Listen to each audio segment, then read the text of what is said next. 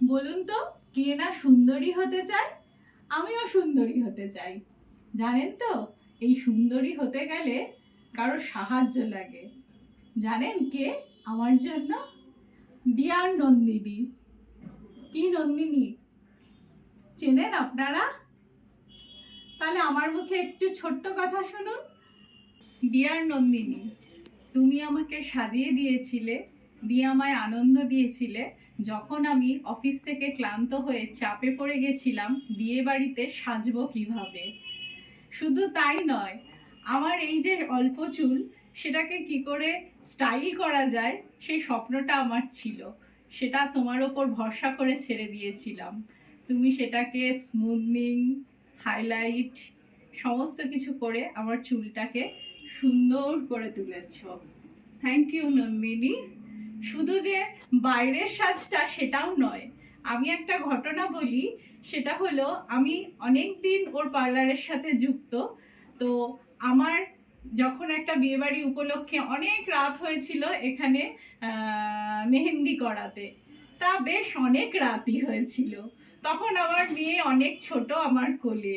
তো সেই দিন সেই রাতে কিন্তু ওর পার্লারে মেহেন্দি করার পর আমার মেয়েকে কিন্তু ও কোলে নিয়ে বসেছিল। আমার মেয়ে ঘুমিয়ে পড়েছিল। তো শুধু সৌন্দর্যটা বাইরেও নয়, অন্তরের সৌন্দর্য দিয়েও কিন্তু ও সাজায় সবাইকে। তাই আমি মৌনিপা, আমার সাথে সবাই চলে আসুন নন্দিনীতে।